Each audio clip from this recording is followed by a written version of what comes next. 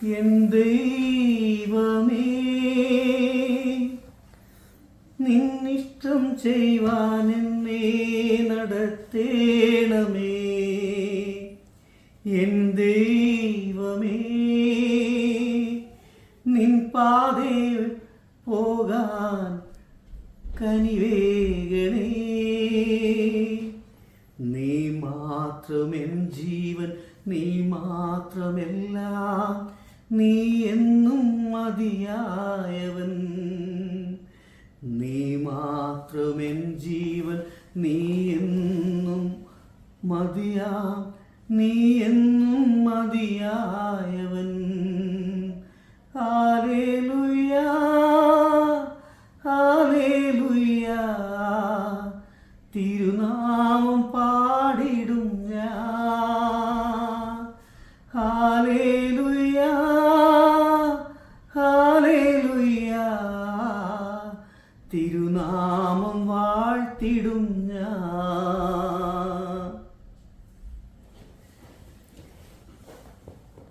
ഇതുകൊണ്ട് വിശേഷങ്ങളൊക്കെ എങ്ങനെ ഉണ്ടായിരുന്നു കഴിഞ്ഞ ഒരു ദിനം? നമ്മൾ തമ്മിൽ കണ്ടതിന് ശേഷം മനസ്സിന്റെ സമ്മർദ്ദങ്ങളെ എങ്ങനെ ലഘൂകരിച്ചു? എങ്ങനെ പോയി? എന്താ അത് വിശദീകരിക്കുന്നതിനെ കുറിച്ച് എനിക്കറിയില്ല. പക്ഷേ ദൈവം സഹായിച്ച് ഒരു സുഖ നിദ്ര കിട്ടിയോ? യെസ്. കഴിഞ്ഞ മുൻ ദിനങ്ങളെ അപേക്ഷിച്ച് ഇന്നലെ രാത്രി ഒരു ചെറിയ ചേഞ്ച് മനസ്സിലുണ്ടായി. നന്നായി ഉറങ്ങി. ഇങ്ങനെ ഒരു മനുഷ്യൻ ഇങ്ങനെ ഞങ്ങൾ രാത്രിയിൽ ഞാനും വൈഫും തമ്മിൽ ഡിസ്കസ് ചെയ്തു. എന്നിട്ട് എന്ത് തീരുമാനം എടുത്തു? എന്നെ കുറിച്ച് ഡിസ്കസ് ചെയ്ത് എന്താണ്? ഇങ്ങനൊരു മനുഷ്യൻ ഉണ്ടെന്ന് തീരുമാനം അല്ല, ഇന്നലത്തെ ആ സാക്ഷ്യം അതിനെ കുറിച്ചൊക്കെ ഇങ്ങനെ ഞങ്ങൾ ഡിസ്കസ് ചെയ്തു. ദൈവം ഇത്രയും നടത്തുന്നല്ലോ, ഇങ്ങനെ അംഗവൈകല്യമുള്ള ഒരാളെ ഇത്രയും. ആരാ പറഞ്ഞ അംഗവൈകല്യം? വൈകല്യല്ല, പരിമിതി. ആരാ പറഞ്ഞ എനിക്ക് അംഗവൈകല്യം ഇല്ല? അത് ഇന്നലെ പറഞ്ഞതിന്റെ അത് മനസ്സിലായി. മനുഷ്യന്റെ കാഴ്ചപ്പാടിൽ ഉണ്ടല്ലോ, മനുഷ്യനാകണം. മനുഷ്യ കാഴ്ചപ്പാടില് അങ്ങനെ ആണല്ലോ. നമ്മൾ ഓട്ടോമാറ്റിക്കായിട്ട് ഇപ്പൊ നമുക്ക് ഒരു ബലഹീനതയുള്ള ഒരാളെ കാണുമ്പോൾ നമുക്ക് സിമ്പതി തോന്നുമല്ലോ. എന്തിന് സിമ്പതി? സിമ്പതി എന്നുള്ളതിനെ കുറിച്ച് പറയുന്നതിന് എനിക്ക് എന്റെ അനുഭവത്തിൽ എനിക്ക് ആ സിമ്പതിയെ കുറിച്ച് എനിക്കും പറയാനുണ്ടെന്ന് പറഞ്ഞു കഴിഞ്ഞാൽ, ഞാൻ ഒരു ക്യാൻസർ സർവൈവറാണെന്ന് പറഞ്ഞല്ലോ. അപ്പോൾ ഞാൻ ട്രീറ്റ്മെന്റ് എടുക്കുന്ന സമയത്ത് ആൾക്കാർ എന്നെ ദയനീയമായിട്ട് നോക്കുന്ന സമയത്തും ഒക്കെ എനിക്ക് മാനസിക പ്രശ്നങ്ങൾ ഉണ്ടായിരുന്നു. അതിനുശേഷം ഞാൻ പലരോടും പറഞ്ഞു, ക്യാൻസർ ആണെന്ന് കേൾക്കുന്ന ഉടനെ നിങ്ങളാരും ക്യാൻസറിനെ കുറിച്ച് ഉള്ള കാര്യങ്ങൾ വളരെ ഈസി ആയിട്ടൊന്നും പറയരുത്. അത് ഈസി അല്ല. കാരണം എനിക്ക് വന്ന ക്യാൻസർ എന്ന് പറഞ്ഞാൽ ഒരു ക്യാൻസറിന്റെ ഒരു ഏറ്റവും ലോ ഇതിലുള്ള ഒരു ക്യാൻസർ ആയിരുന്നു. എനിക്ക് വേദനകളും മറ്റു കാര്യങ്ങളും ഒന്നും ഇല്ലായിരുന്നു. പക്ഷേ എന്നാൽ തന്നെയും അതിനെ ലഘൂകരിച്ച് പറയുമ്പോൾ, കാരണം അങ്ങനെ ഇല്ലായിരുന്നെങ്കിലും ആ ട്രീറ്റ്മെന്റ് കടന്നുപോയ ആ സമയങ്ങൾ, ട്രീറ്റ്മെന്റ് കീമോ എടുക്കുമ്പം ഉണ്ടാകുന്ന വ്യത്യാസങ്ങൾ, അത് നമുക്ക് ശാരീരികമായും മാനസികമായിട്ടും ഉണ്ടാകുന്ന പ്രശ്നങ്ങൾ, ഇതെല്ലാം ഉള്ളപ്പം ഇന്നത്തെ കാലത്ത് ക്യാൻസർ ഒന്നും അല്ലെന്നും പറഞ്ഞ് ലഘൂകരിച്ച് പറയുന്നത് കേൾക്കുമ്പോൾ എനിക്കത് വലിയ വിഷമമാണ്. അല്ല, ക്യാൻസർ ഒന്നുമല്ല എന്നല്ല, എന്നാൽ നമ്മുടെ ശാരീരികമായ അവസ്ഥയിൽ ചിലപ്പോൾ ക്യാൻസർ വലിയതായിരിക്കാം. പക്ഷേ മാനസികമായി എൻ്റെ ശാരീരിക അവസ്ഥയിൽ വൈകല്യം എനിക്ക് വലുതാണ്. പക്ഷേ എൻ്റെ ശാരീരിക അവസ്ഥയെ ഞാൻ കണക്കാക്കുന്നില്ല. ഇപ്പോൾ പാട്ടുകാരുണ്ട്, നിന്ദാനം ഞാൻ അനുഭവിച്ചു, നിൻ സ്നേഹം ഞാൻ രുചിച്ചറിഞ്ഞു, യേശുവേ എൻ ദൈവമേ, നീ എന്നും മതിയായവൻ. യേശുവേ എൻ ദൈവമേ, നീ എന്നും മതിയായവൻ. ആ മതിയായവനായ കർത്താവ് കൂടെ ഉള്ളപ്പോൾ ഈ ശാരീരികമായ ബുദ്ധിമുട്ടുകൾ സാരമില്ല, നിസ്സാരമാണ്. എന്തിനാ ഞാൻ കഴിഞ്ഞ ദിവസം പറഞ്ഞതുപോലെ, ഞാൻ എൻ്റെ വേദനയും എൻ്റെ പരിഭവം ഞാൻ ഇരിക്കുന്ന സമയത്ത് എനിക്ക് നല്ല പേരുള്ള വ്യക്തിയാണ്. എൻ്റെ അന്ന് എനിക്ക് 6 വയസ്സ് മുതൽ അല്ല 1.5 വയസ്സ് മുതൽ 6 വയസ്സ് വരെ എൻ്റെ ശരീരത്തിന് എന്തെങ്കിലും സംഭവിച്ചോ അതെല്ലാം ഞാൻ ഇപ്പോഴും അനുഭവിച്ചുകൊണ്ടിരിക്കുക. പക്ഷേ എൻ്റെ വേദനകളെല്ലാം എനിക്ക് നിസ്സാരമാണ്. കാരണം വെച്ചാൽ എത്രയോ വലിയ വേദന അനുഭവിച്ച് നമ്മൾ ഈ ലോകത്തിൽ ആ സന്നിധിയിൽ നിലനിർത്തുകയല്ലേ. കർത്താവ് എത്ര വേദന അനുഭവിച്ചു. ഒന്ന് വെറുതെ ഒന്ന് തിരിഞ്ഞ് ചിന്തിച്ച് നോക്കിയേ. കർത്താവിനെ വലിച്ചഴിച്ചു കൊണ്ടുപോയ ഒരു കാലം, ഒരവസ്ഥ. കർത്താവിൻ്റെ കൈകളിലേക്ക് കർത്താവിനെ കുരിശിലേക്ക് എടുത്തിട്ട ഒരവസ്ഥ. കർത്താവിൻ്റെ ഇരു കൈകളിലും കാൽപാദത്തിലും ഒക്കെ ആണി തറച്ച്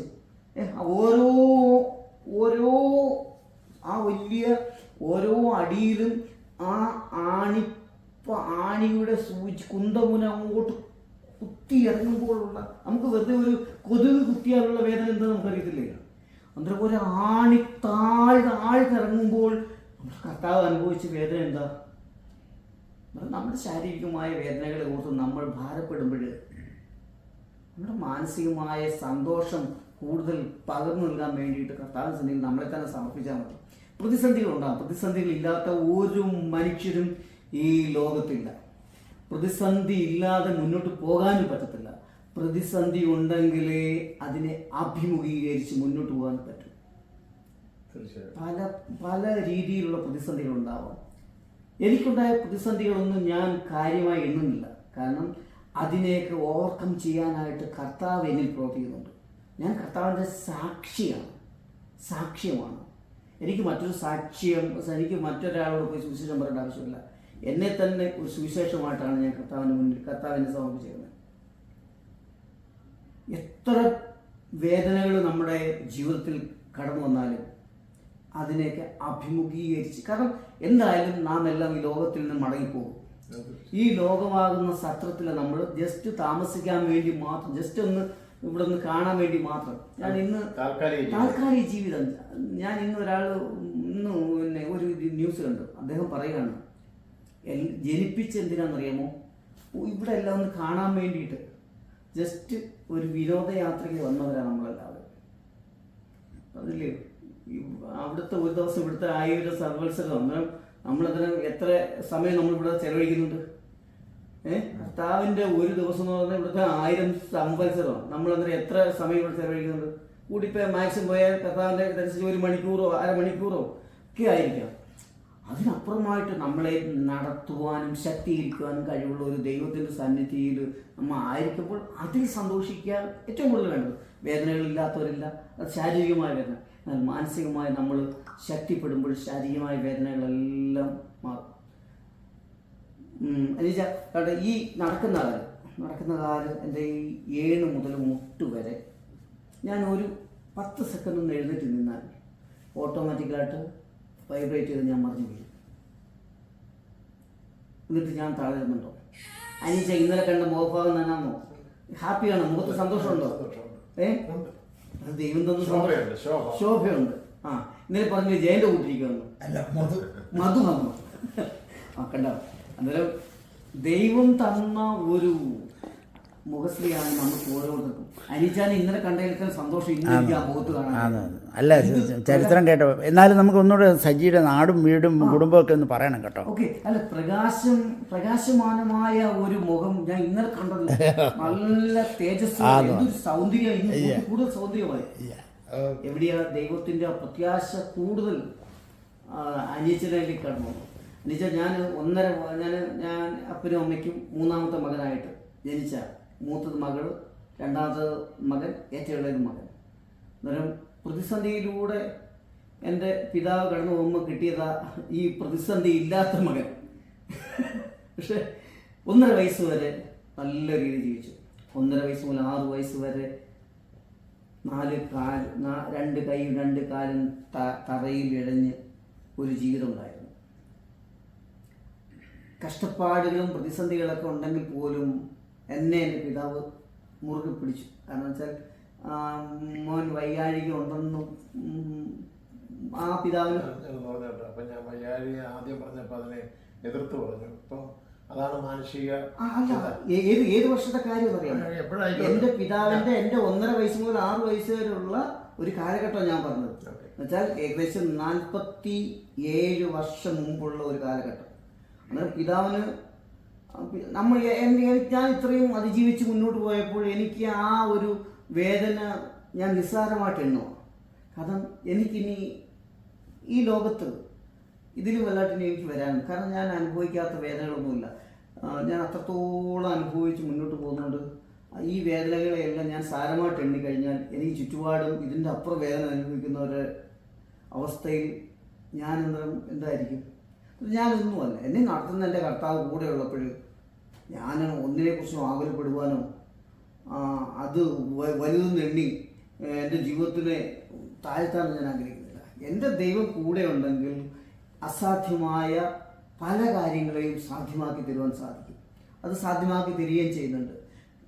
അപ്പോൾ ഞാൻ പറഞ്ഞ 6ാമത്തെ വയസ്സിൽ എൻ്റെ കയ്യിലിരിക്കുന്ന ഒരു വടിയൊക്കെ എടുത്ത് കയ്യിലൊക്കെ തന്നിട്ട് എഴുന്നേൽക്കാൻ പറഞ്ഞ ഒരു ദൈവവും ആ ദൈവത്തിൻ്റെ വാക്കുകൾ കേട്ട് അനുസരിക്കാൻ എൻ്റെ പിതാവ് റെഡിയായി. ആ ഒറ്റ ഒരു മാറ്റത്തിനാണ് ദൈവം ഈ 7ാം കടലിനക്കരയ്ക്ക് എന്നെ അയക്കാൻ കാരണം. കാരണം ഞാൻ ഇന്നും ആ അവസ്ഥ ജീവിച്ചിരുന്നെങ്കിൽ ഞാൻ ഒന്നുകിൽ ഏതെങ്കിലും വീടിൻ്റെയോ ഏതെങ്കിലും ഒരു മൂല അകപ്പെട്ടു പോകാൻ, ഇല്ലെങ്കിൽ മണ്ണിനടിയിലേക്ക് ആഴ്ന്നു പോകാൻ.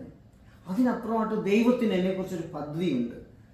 നിനക്ക് കാല് വയ്യ, അല്ലെങ്കിൽ നീ ശാരീരികമായി പ്രയാസം അനുഭവിക്കുന്നു, അതുകൊണ്ട് നീ വീട്ടിൽ തങ്ങി നിന്റെ ജീവിതം നശിപ്പിക്കാനല്ല, എഴുന്നേൽക്കുക, പ്രകാശിക്കുക. ഞാൻ ഇന്നലെ പറഞ്ഞു ആ പാട്ടുകാരിങ്ങനെ പറയേ, എഴുന്നേറ്റു പ്രകാശിക്ക, നിന്റെ പ്രകാശം വന്നിരിക്കുന്നു, യഹോവയുടെ തേജസ്സും നിന്റെ മേലുദിച്ചിരിക്കുന്നു.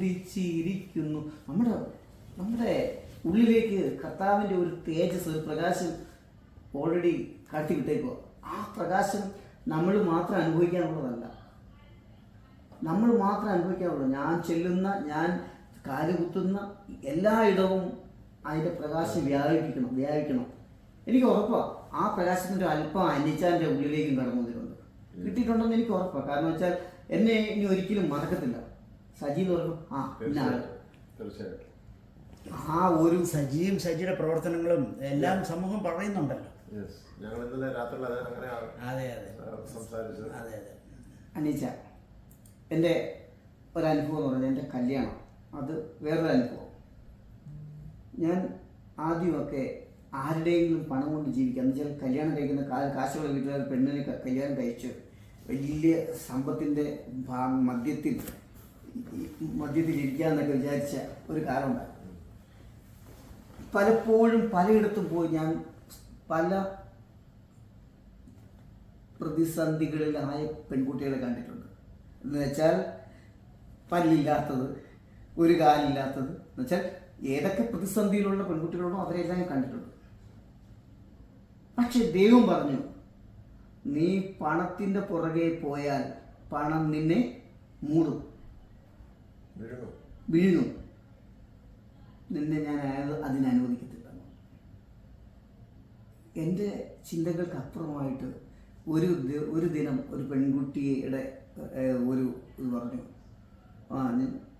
വന്ന് കാണുക. ഞാൻ പറഞ്ഞു, ഞാൻ എന്നെപ്പോലൊരു മനുഷ്യൻ നല്ലൊരു പെൺകുട്ടിയുടെ മുന്നിൽ പോയി എന്നെ അവതരിപ്പിക്കുമ്പോൾ ആ പെൺകുട്ടിക്ക് നിലവിലുള്ള അവളുടെ അവസ്ഥയും എൻ്റെ അവസ്ഥയും തമ്മിൽ ഒത്തിരി വ്യത്യാസം വരും. ഞാനതുകൊണ്ട് എൻ്റെ ഒരു ഫോട്ടോ അങ്ങോട്ട് വിടാം. ഇത്രയും സൗന്ദര്യമുള്ള ഒരു ഫോട്ടോ കൊടുത്തിട്ട് പെൺകുട്ടികളുടെ ആകർഷമായ അറിയാൻ പറ്റില്ല എന്ന് പറഞ്ഞ പോലെ ആ ഫോട്ടോ കൊടുത്തു വിട്ടു. അന്ന് ഞാൻ പറഞ്ഞു, അവർക്ക് ഞാനൊരു ജോലി ചെയ്യുന്ന സമയത്ത് എനിക്ക് പോകും, സജി ഇതേപോലെ ഒരു പെൺകുട്ടിയുണ്ട്, അവർക്ക് വീടില്ല, മറ്റ് സാമ്പത്തികമൊന്നുമില്ല,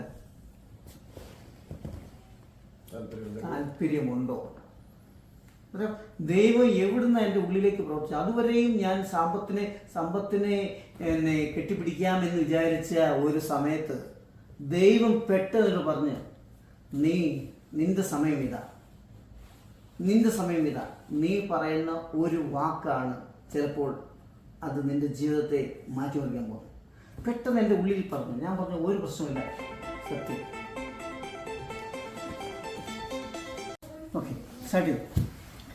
അപ്പോൾ നിന്റെ ഒരു വാക്ക് മതി. ഇപ്പൊ പാട്ടുകാർ പറഞ്ഞില്ലേ, ഒരു വാക്ക് മതി, അത് മതി എൻ്റെ ജീവിതം മാറ്റിമറിക്കാനായിട്ട് കർത്താവിൻ്റെ ഒരു വാക്ക് മാത്രം മതി. ഞാൻ പറഞ്ഞു, നിങ്ങൾ ഒന്നുകൊണ്ടും പേടിക്കണ്ട. ആ പെൺകുട്ടിയുടെ അപ്പനും അമ്മയും ഞാൻ വെള്ളിയാഴ്ച എനിക്ക് വിളിച്ചത് ഞായറാഴ്ച ഉച്ചയ്ക്ക് എൻ്റെ വീട്ടിൽ വരാൻ പറയാം. അവരുടെ ഒന്നും നമ്മൾ ആഗ്രഹിക്കുന്നില്ല. അവരുടെ പണമോ പ്രഥമോ സ്വർണമോ സമ്പത്തോ ഒന്നും മുതലുകളൊന്നും നമുക്ക് വേണ്ട. നമുക്ക് ആ പെൺകുട്ടിയെ മാത്രം മതി. അതിനുള്ളതെല്ലാം നമ്മൾ കണ്ടെത്തി കൊടുക്കാനുള്ളത്. അങ്ങനെ ജീവിതത്തിൽ കടന്നു വന്ന പെൺകുട്ടിയെ ഇന്ന് എൻ്റെ കൂടെയുള്ളത്. ഇന്ന് ഞങ്ങൾ 4 പേരെയും പൊന്നുപോലെ കൈവെള്ളയിൽ ഇങ്ങനെ സൂക്ഷിക്കുകയാണ്. ഓരോ ദിവസവും ഓരോ നിമിഷവും ഉണർന്നു കഴിഞ്ഞാൽ ഉടനെ അന്വേഷിക്കും, എവിടെ, എങ്ങനെയുണ്ട്, ആരോഗ്യം എങ്ങനെയുണ്ട്, എവിടെയാ, സുഖമാണോ, കുഴപ്പമില്ലല്ലോ. അത്രത്തോളം നമ്മളെ ഒന്ന് താങ്ങാൻ കഴിവുള്ള ഒരു പെൺകുട്ടിയെ ദൈവം നമുക്ക് വേണ്ടി തന്നില്ലേ? ഒരുക്കി. അതേപോലെ തന്നെ 2 മക്കളെയും ദൈവം തന്നു. ഇടത്തും വലത്തുമായിട്ട് എന്തിനും കൂടെയുണ്ട്. ആ ദൈവത്തിൻ്റെ സന്നിധിയിൽ നമ്മൾ എന്തിനാ അധൈര്യപ്പെടുന്നത്? ഞാൻ പലപ്പോഴും ചിന്തിച്ചിട്ടുണ്ട്, ദൈവം ഇത്രത്തോളം അത്ഭുതം എന്നിൽ പ്രവർത്തിക്കാൻ നൽകുവാൻ ഞാൻ എന്താ ചെയ്തേക്കുന്നത്? ഞാൻ ദൈവത്തിന് വേണ്ടി ഒന്നും ചെയ്തിട്ടില്ല. ഒരു കാര്യവും ഞാൻ ദൈവത്തിന് തിരിച്ചു കൊടുത്തതായിട്ട് ഞാൻ അത്രത്തോളം വലിയ ഒന്നുമല്ല. ഒരു കൃമിയേക്കാളും താഴെയാണ് എൻ്റെ ജീവിതം കർത്താവിൻ്റെ സന്നിധിയിൽ. പക്ഷേ ദൈവം എന്നെ എത്രത്തോളം ഉയർത്തി. ഞാൻ ഈ അമേരിക്ക എന്ന രാജ്യത്തേക്ക് വരാനായിട്ട് എനിക്ക് സ്വപ്നങ്ങളുണ്ടായിരുന്നു. ഞാൻ 2004 ഞാൻ ഒരു ദർശനത്തിലൂടെ എൻ്റെ കർത്താവിനോട് പറഞ്ഞേ, നിന്നെ ഞാൻ 7-ാം കടലിനക്കരെ എൻ്റെ നാമവും പേറി അയക്കും. ഞാൻ പറഞ്ഞു, കർത്താവെ, ഞാൻ അതിന് യോഗ്യനാണ്. കർത്താവ്, ഞാൻ അതിന് യോഗ്യനല്ലല്ലോ. നിൻ്റെ യോഗ്യതയല്ല എനിക്ക് വേണ്ടത്. നിൻ്റെ യോഗ്യതയല്ല വേണ്ടത്, നിന്നെയാണ് എനിക്ക് വേണ്ടത്. അങ്ങനെ എൻ്റെ കർത്താവ് എന്നോട് പറഞ്ഞ് എന്നെ ഇവിടെ എത്തിച്ച് 2ാം തവണയും എത്തിച്ചേക്കുക. അനീച്ചാൻ്റെ മുന്നിലും കൊണ്ടെത്തിച്ചു. എന്നിട്ട് ദൈവത്തിനൊരു പദ്ധതിയുണ്ട്. വേദനകൾ മാറ്റാൻ കഴിവുള്ള ഒരു ദൈവം നമ്മുടെ മനസ്സിന് എപ്പോഴും ആശ്വാസം പകരാനും പ്രതിസന്ധികളിൽ സ്വാതന്ത്ര്യം നൽകാനും പ്രത്യാശ പകരാനും കഴിയുന്നൊരു ദൈവം. ആ ദൈവം നമ്മളെ എപ്പോഴും എല്ലാ സമയവും വഴി നടത്തും. ഏകദേശം 20-ലധികം വീടുകൾ അർഹതപ്പെട്ട ഇടങ്ങൾക്ക് എത്തിച്ചു കൊടുത്തിട്ടുണ്ട്. ഏകദേശം 4200-ലധികം കുഞ്ഞുങ്ങൾക്ക് സ്കൂൾ തുടങ്ങുന്ന സമയത്ത് അവർക്ക് എന്തൊക്കെയാണ് വേണ്ടത്, സ്കൂളിൽ പോകാനുള്ളത് എന്തെല്ലാം വേണോ അതെല്ലാം എത്തിച്ചു കൊടുക്കാൻ സാധിച്ചിട്ടുണ്ട്. ഏകദേശം 350-ലധികം ഡയാലിസിസ് പേഷ്യൻസിന് അവർക്ക് വേണ്ടുന്ന ട്രീറ്റ്മെൻറ്റിനുള്ള കാര്യങ്ങൾ ചെയ്തു കൊടുത്തു. കഴിഞ്ഞ 5 വർഷമായിട്ട് 34 കുടുംബങ്ങൾക്ക് എല്ലാ മാസവും അവർക്കുള്ള ആഹാരത്തിനുള്ള ക്രമീകരണം ചെയ്തു കൊടുത്തുകൊണ്ടിരിക്കുക. പിന്നെ അത്യാവശ്യം മരുന്നുകൾ, ഇൻസുലിൻസ്, എന്തെല്ലാം ചെയ്യാൻ പറ്റുമോ അതെല്ലാം ദൈവം ചെയ്യുക. പക്ഷെ ഞാനല്ല ചെയ്യുന്നത്, എന്നെ കൊണ്ട് എൻ്റെ കർത്താവ് ചെയ്യിക്കുക.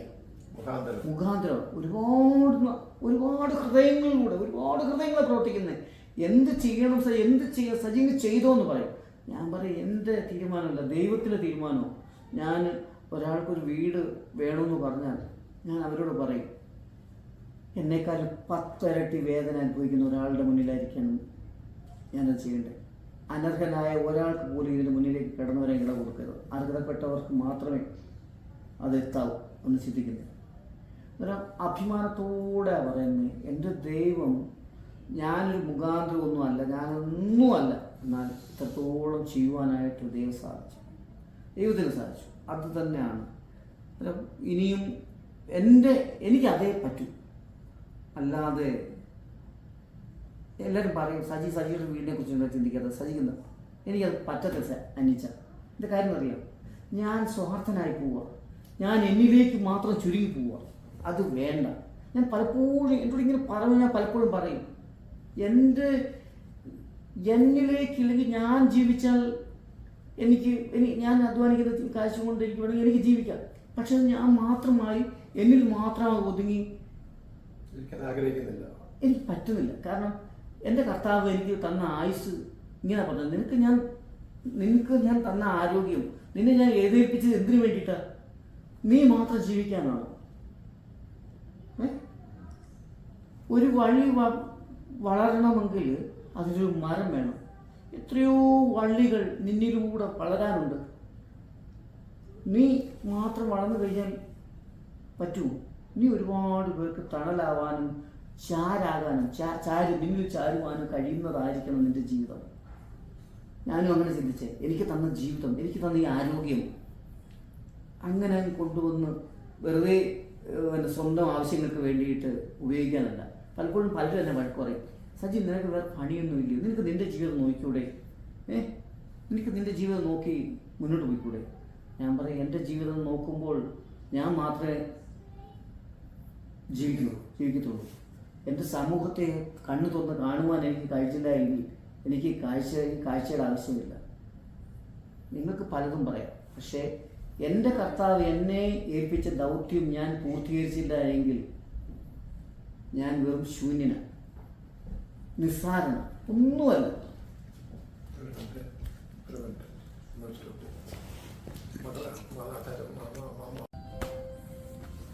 അപ്പോഴേ ഈ ദൈവത്തിൻ്റെ സന്നിധിയിലാണ് നമ്മൾ ഓരോരുത്തരും ആയിരിക്കുന്നത്. നമ്മുടെ പ്രതിസന്ധികളൊന്നും ഒന്നുമല്ല എന്ന് നമ്മൾ ഹൃദയം കൊണ്ടൊന്ന് തീരുമാനിച്ചാൽ എത്ര വലിയ പ്രതിസന്ധി വന്നാലും നമുക്ക് അത് ഈസിയായിട്ട് മാനേജ് ചെയ്യാൻ പറ്റും. ആ ദൈവം നമ്മുടെ ബലവും സങ്കേതവുമാണ്. കഷ്ടങ്ങളിൽ ഏറ്റവും അടുത്ത തുണയാണ്.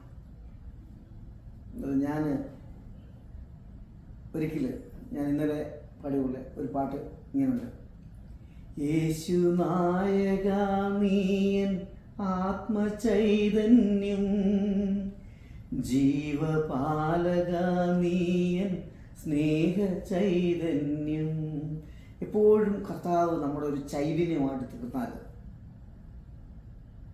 ഏത് പ്രതിസന്ധിയെയും ഓവർകം ചെയ്യാനായിട്ട് സാധിക്കും. കാരണം നമ്മൾ പിടിച്ചിരിക്കുന്നത് കർത്താവിൻ്റെ വലങ്കരത്തിലാണ്. നമ്മളെ പിടിച്ചിരിക്കുന്നത് കർത്താവ്. എത്ര ശക്തിയോടാണ് നമ്മളെ താങ്ങിയിരിക്കുന്നത്. നമ്മളെ വീഴുവാൻ കർത്താവ് അനുവദിക്കുമോ? വീഴാൻ തുടങ്ങുമ്പോഴത്തേന് കർത്താവ് മാറോട് ചേർത്ത് ആ ഹൃദയത്തിൻ്റെ ചൂട്, ആ നെഞ്ചിലെ ചൂട് നമുക്ക് ഈ പകരുക. എൻ്റെ കുഞ്ഞെ, നീ എൻ്റെ മകനാ, നീ എൻ്റെ മകളാ, നിന്നെ ഞാൻ താഴെ തള്ളിയിടുമോ? നിന്നെ വീഴ്ത്താനല്ല, നിന്നെ ഉയർത്താനാണ് ഞാൻ ശ്രമിക്കുന്നത്.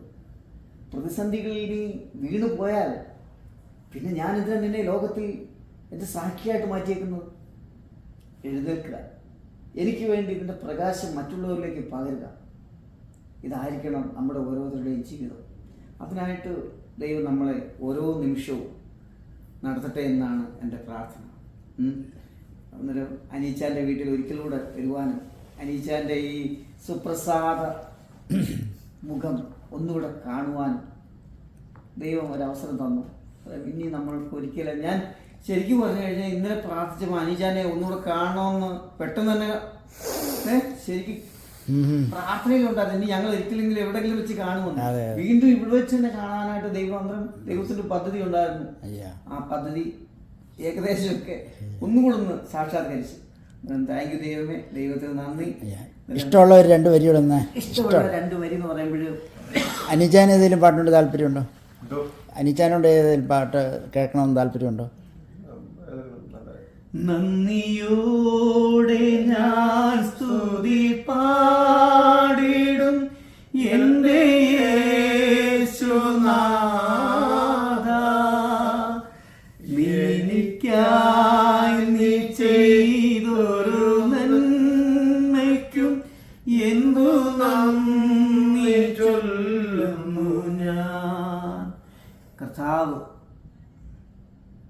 നമ്മൾ എന്ത് നന്ദിയാണ് കർത്താവിൻ്റെ സന്നിധിയിൽ ചൊല്ലേണ്ടത്. നമ്മൾ ഓരോരുത്തരും എത്ര ഭാഗ്യവാന്മാരാണ്.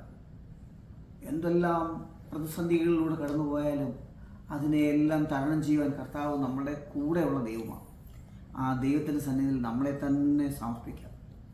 ബലഹീനതയിൽ ബലം പകരുന്ന, രോഗങ്ങളിൽ നിന്ന് മുക്തി നൽകുന്ന, പ്രതിസന്ധികളിൽ നിന്ന് ആശ്വാസം പകരുന്ന ദൈവം, നമ്മുടെ ദൈവത്തിൻ്റെ വലങ്കരം കൊണ്ട് നമ്മെ ചുറ്റി പിടിച്ചേക്കുക. മകനെ, മകളെ, നിന്നോട് കൂടെ ഞാനുണ്ട്. നിൻ്റെ വേദന എൻ്റെ വേദനയാണ്, നിൻ്റെ പ്രതിസന്ധി എൻ്റെ പ്രതിസന്ധിയാണ്.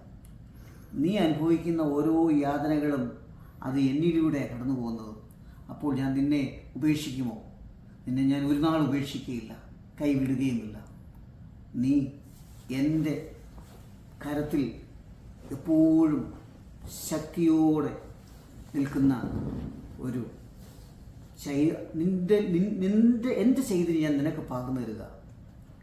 അതിനായിട്ട് എല്ലാവരെയും ദൈവം ഒരുക്കട്ടെ എന്ന് പ്രാർത്ഥിക്കുക. ദൈവം വലിയവ നമുക്ക് ചെയ്തിരിക്കുന്നു. അത് നാം ഓരോരുത്തരും മനസ്സിലാക്കുവാൻ ഈ സമയം ഒരുക്കട്ടെ എന്ന് പ്രാർത്ഥിക്കുകയും ആശംസിക്കുകയും ചെയ്തുകൊണ്ട് വീണ്ടും കാണും വരെയും ദൈവനാമത്തിൽ സമർപ്പിക്കുന്നു. ആമേൻ.